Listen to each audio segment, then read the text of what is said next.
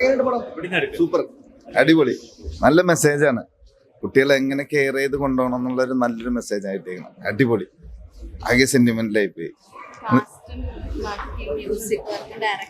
മൊത്തത്തിൽ അടിപൊളിയായിരുന്നു. അടിപൊളി, നല്ല അടിപൊളിയായിട്ട് നല്ല ഒഴുക്കിൽ പോയിട്ടുണ്ട്. ഹാപ്പിയായി. നല്ലൊരു മെസ്സേജാണ് കുട്ടികൾക്കുള്ള നല്ലൊരു മെസ്സേജ് ആയിട്ട്. ഞാൻ ഫസ്റ്റ് തൊട്ടേ ഞാൻ കരയായിരുന്നു. ഇമോഷണൽ മൂവിയാണ്, എല്ലാവർക്കും ഇഷ്ടപ്പെടും. എല്ലാവരും കാണണം, സപ്പോർട്ട് ചെയ്യണം. അടിപൊളിയാണ്. ഇമോഷണൽ മൂവീസ് ഒക്കെ ഇഷ്ടപ്പെടുന്നവരാണെങ്കിൽ എന്തായാലും തിരക്കിനിടയിൽ അല്പനേരം വന്ന് കാണണം.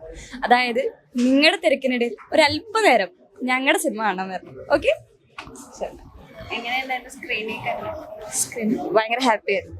ഞാൻ മൂവീസൊക്കെ ചെയ്തിട്ടുണ്ടെങ്കിൽ ഇത്ര മെയിൻ ക്യാരക്ടറിൽ ആദ്യമായിട്ടാണല്ലോ. ഞാൻ ആദ്യം തൊട്ട് ഞാൻ ഭയങ്കര എക്സൈറ്റഡ് ആയിരുന്നു. പിന്നെ വളരെ നന്നായിരുന്നു, സന്തോഷം. നല്ല മൂവിയായിരുന്നു. നല്ലൊരു ടീം ഉണ്ടായിരുന്നു. മീൻസ് ഫാമിലി ഫാമിലിക്ക് കാണാൻ പറ്റിയ നല്ലൊരു, എന്താ പറയുക, ഒരു നല്ല കണ്ടന്റ്സ് ഒക്കെ ആയിട്ട്. ആക്ടിങ് പിള്ളേരുടെ രക്ഷയില്ല, സൂപ്പറായിരുന്നു. അനിരുദ്ധ്, പേഴ്സണലി പറയുകയാണെങ്കിൽ അനിരുദ്ധ് നല്ല മൂവിയായിരുന്നു. ഇഷ്ടപ്പെട്ടോ? നിങ്ങൾ കാണേണ്ട നല്ല മൂവിയായിരുന്നു. എല്ലാവരും അഭിനയവും കൂടെ പിന്നെ ഉണ്ടായിരുന്നു. ഒരു ഇത് ചെയ്തിട്ടുണ്ട് ഞങ്ങള്. അപ്പൊ അന്ന് ഞങ്ങൾക്ക് അറിയാം ഇതിന്റെ ആറ്റിറ്റ്യൂഡ്.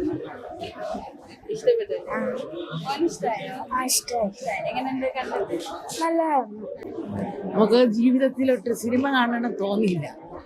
നമ്മളെ ജീവിതം ആയിട്ട് തോന്നിയത്.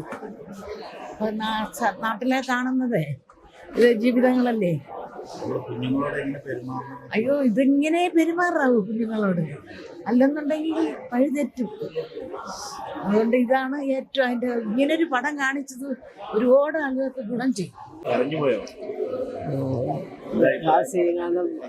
നല്ല പടം നല്ലതാ.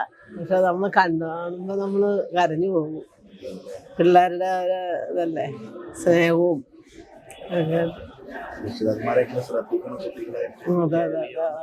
പിള്ളേര് നമ്മൾ നന്നായിട്ട് നമ്മൾ കെയർ ചെയ്യണമല്ലോ. അല്ലെങ്കിൽ അങ്ങനെ ഇപ്പം നമ്മൾ കണ്ടതിൽ ഇപ്പൊ എല്ലാ 4 പിള്ളേരും 4 ഇതിലല്ലേ പോകണം. അപ്പം അതിന്റെ രക്ഷിതാക്കളൊക്കെ നല്ല ശ്രദ്ധിച്ച് ചെയ്യുന്നു. നമുക്ക് ചേർത്ത് നിർത്തിയാലല്ലേ അവരുടെ സ്നേഹം നമുക്ക് കിട്ടുള്ളൂ. പടം നല്ലൊരു പടം. ഇന്നത്തെ സമൂഹത്തിലേക്ക് ഇതൊരു മുറിപ്പോട്ടായിട്ട് വരാൻ വേണ്ടിയിട്ട് പ്രാർത്ഥിക്കാം.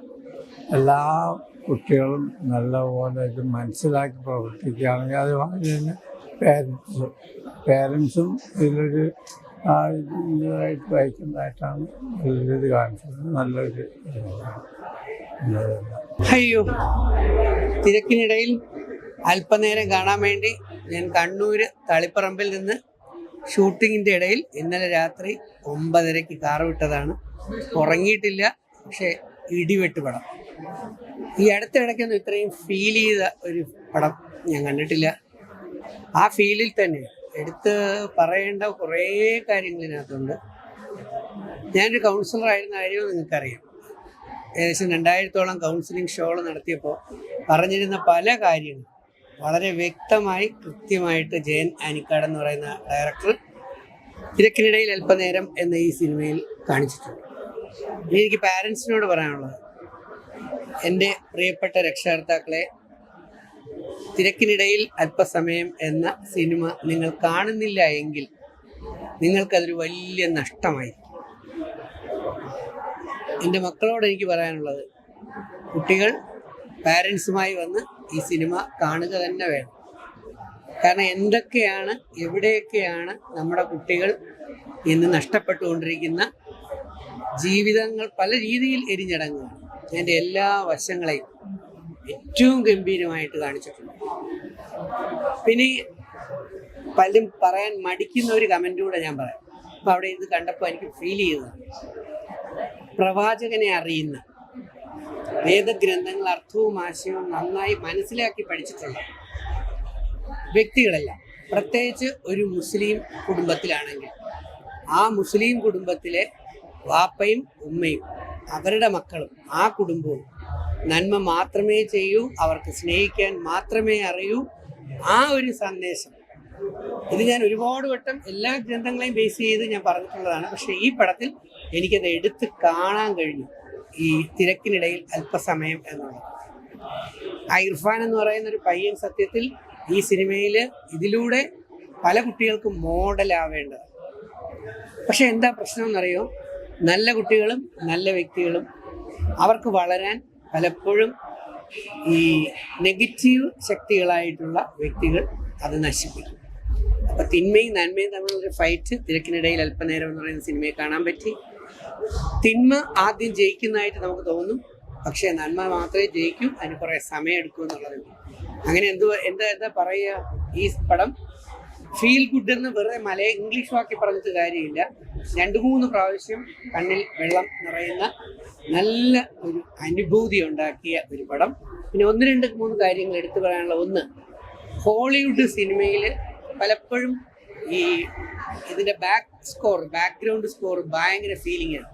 അങ്ങനെ ഞാൻ അടുത്തിരുന്ന ടെക്നീഷ്യനോട് ഞാൻ ചോദിച്ചു, ഇത് ആരാണ് ഈ ബാക്ക്ഗ്രൗണ്ട് മ്യൂസിക് ചെയ്തിരിക്കുന്നത്? അപ്പോഴാണ് അറിയുന്നത് മനു രമേശ് എന്ന് പറയുന്ന നമ്മുടെ എസ് രമേശൻ സാറിൻ്റെ പാട്ടുകാരനായ അദ്ദേഹത്തിൻ്റെ മകനെ മനുവിൻ്റെ ഈ ബാക്ക്ഗ്രൗണ്ട് സ്കോർ എന്നെ അത് വല്ലാതെ സ്വാധീനിച്ചു എന്നുള്ളതാണ്. അപ്പോൾ തിരക്കിനിടയിൽ അല്പനേരം എന്ന് പറയുന്ന സിനിമയിലെ ബാക്ക്ഗ്രൗണ്ട് സ്കോർ, അതുപോലെ തന്നെ ടോൺസിൻ്റെ ക്യാമറയും ആൻഡ് ലൈറ്റിങ്ങും ആൻഡ് എഡിറ്റിങ്ങും, അങ്ങനെ ടെക്നിക്കലിയും അതെ, സമൂഹത്തിന് കൊടുക്കുന്ന മെസ്സേജുകളിലും അതെ. തിരക്കിനിടയിൽ അല്പനേരം എന്ന് പറയുന്ന സിനിമ നമ്പർ 1 എന്ന് ഞാൻ എൻ്റെ ഹൃദയത്തിൽ എന്ന് പറയും. ഈ സിനിമയിൽ ഞാൻ അഭിനയിച്ചിട്ടില്ല, ഞാൻ ഈ സിനിമയുടെ ഭാഗമല്ല. പക്ഷേ ഞങ്ങളുടെ ഡോക്ടർ ബെന്നറ്റ് എന്ന് പറയുന്ന സിനിമയുടെ പ്രൊമോഷൻ്റെ സമയത്ത് ഇവരുടെ പരിപാടി, ഈ തിരക്കിനിടയിൽ അല്പനേരം എന്ന് പറഞ്ഞ സിനിമയുടെ പ്രൊമോഷൻ അപ്പുറത്ത് നടക്കുന്നുണ്ടായിരുന്നു. അപ്പം ഞാൻ അതിൽ കയറി ഒരു ഊണ് കഴിച്ചു. അപ്പം ഞാൻ അവരോട് പറഞ്ഞു, നിങ്ങളുടെ ഭക്ഷണം ഞാൻ കഴിച്ചത് കൊണ്ട് ഉറപ്പായും നിങ്ങളുടെ പടം ഞാൻ കാണാൻ വരും എന്ന്. ആ വാക്ക് പാലിക്കണമെന്ന് വിചാരിച്ചോളൂ. പക്ഷേ ഞാൻ ഇത്രയും കഷ്ടപ്പെട്ട് അവിടെ നിന്ന് ഇവിടം വരെ വന്ന് എറണാകുളത്ത് വന്നത് ഈ സിനിമ കണ്ടപ്പോൾ ഞാൻ 100% സംതൃപ്തനാണ്. ഒരു കുട്ടിയും വഴിതെറ്റില്ല, ഒരു വ്യക്തികളും വഴിതെറ്റില്ല.